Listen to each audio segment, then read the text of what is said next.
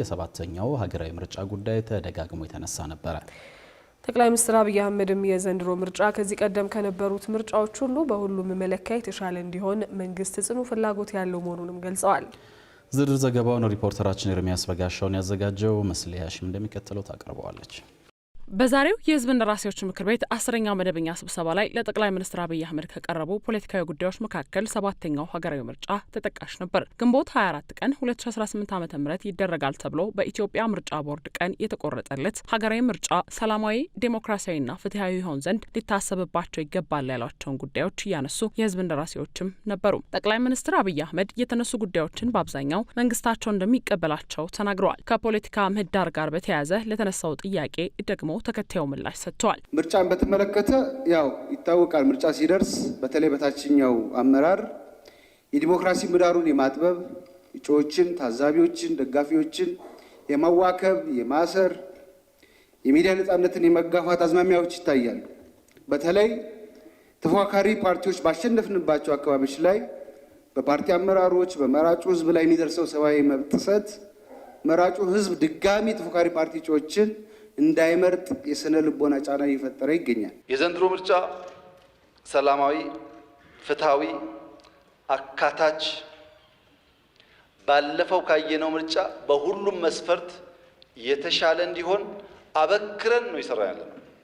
አሁን ሚኒስትሮች ከሞላ ጎደል ሁሉም ሪጅን ላይ ነው ያሉት ቅድም የተባለውን ችግር ለመፈተሽ።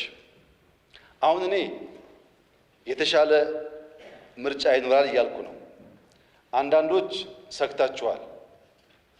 ለኢትዮጵያ ህዝብ መልሴ በውጤት እንየው ነው። ከዚሁ የፓርቲዎች ጉዳይ ሳንወጣ የኢትዮጵያ ዜጋዎች ለማህበራዊ ፓርቲም በተመሳሳይ የመንግስት ሀብት ለፓርቲ ስራ ማዋል ይስተዋላል የሚል አስተያየት ሰጥተው ነበር። ገዢው ፓርቲ እንደ ሌሎች ፓርቲዎች ሁሉ የራሱን ሀብት አፍርቶ ለምርጫው መዘጋጀት ሲገባው በቅድመ ምርጫ ወቅት ሆነ አሁን የመንግስት ስራ ሰዓት፣ የመንግስት መዋቅር፣ የመንግስት ሀብቶች ለፓርቲ ስራ እየተጠቀመ በመሆኑ የፓርቲው ስራ ከመንግስት ስራ አለመለየቱና መደበላለቁ ያሳያል።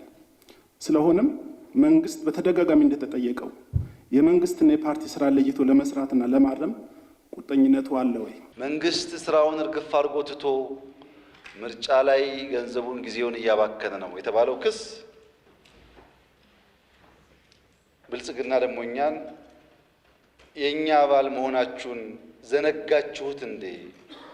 ምርጫውን እርግፍ አድርጋችሁ ትታችሁ ቀን ከሌሊት ኮሪደር ትላላችሁ፣ ስራ ትላላችሁ ነው እያለ ነው ያለው። የትኛው ነው እውነቱ የሚለውን ለማየት ምክር ቤት አባላት ስትወጡ ዳታ አገላብጡ። የሁሉም አገር እድገት በምርጫ ዓመት ይቀንሳል። በምርጫ ዓመት የመንግስታት እድገት ይቀንሳል። ለምሳሌ የህንድ አምና ቀንሷል።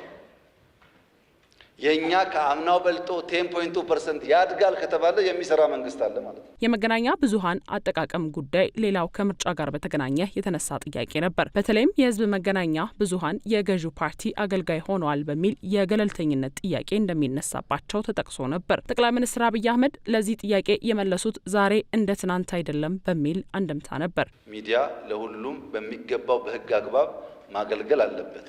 ሚዲያን በሚመለከት ግን እንደው ግረ መንገድ ለማንሳት እንደ ከዚህ ቀደሙ መንግስት ምን ጠብቅ አይመስለኝም። ምክንያቱም ኢቲቪ ብቻ ሳይሆን የኔም ስልክ ሚዲያ ስለሆነ የእርሶም ስልክ ሚዲያ ስለሆነ ዩቲዩብ አለ፣ ፌስቡክ አለ፣ ምናምን ብዙ መንገድ አለ ህዝባችን የምናገኝበት። ብዙ የምንለምንበት ምክንያት ያለ አይመስለኝም። ብቻም ሳይሆን ወጣቱ የትኛውን ነው የበለጠ የሚሰማው የሚለው ጉዳይም አከራካሪ ነው እና ሚዲያ እንደ ድሮ አሳሳቢ ጉዳይ አይመስለኝም። ያም ሆኖ ግን የመንግስት ሚዲያ ተቋማት ሁሉንም በሚያሳትፍ መንገድ መስራት አለባቸው። እምነቱም አቅጣጫውም ይሄ ነው። ችግር ካለ በእናንተ በኩል ቢፈተሽ እኛም ክትትል እናደርጋለን። ከዘንድሮ ሰባተኛው ሀገራዊ ምርጫ ጋር በተያያዘ ተደጋግሞ የሚነሳው የጸጥታ ጉዳይ በዚህ መድረክም ላይ መነጋገሪያ ነበር። ጠቅላይ ሚኒስትር አብይ አህመድ ጉዳዩን ሲያብራሩ የጸጥታ ተቋማት ከ19,000 ቀበሌ በላይ አጥንተው ካርታ መዘጋጀቱን ገልጸዋል። በቅርቡ የተደረጉ ሀገራዊ የአደባባይ ሁነቶችንም መነሻ በማድረግ ምላሽ ሰጥተዋል። ሰላም በሚመለከት በቀደም ወር ሳይሞላ ኢትዮጵያ ውስጥ ከ28,000 በላይ ታቦት ውጭ ወጥቶ አድሮ በሰላም ተመልሷል። 28,000 ታቦት ሚሊየንስ ከኋላው አስከትሎ ማለት ነው። አዲስ አበባ እኮ አይደለም፣ በድፍን ኢትዮጵያ። በቀደም ገና በሚሊዮን የሚቆጠር ሰው እንዳያችሁት ነጭ ለብሶ ነጭ መስሎ አክብሯል በየቦታው። መስቀል እንደዚሁ ነው፣ እሬቻ እንደዚሁ ነው። ባለፉት 6 ወራት ዘመን መለወጫን ብዙ አለን ብለን ብንተው መስቀል፣ እሬቻ፣ ገናና ጥምቀት አይነት የወል ባህል የማህበረሰብ ባህል የሚከበርበት ውጭ የሚከበርበት ባህል በድፍን አፍሪካ የለም።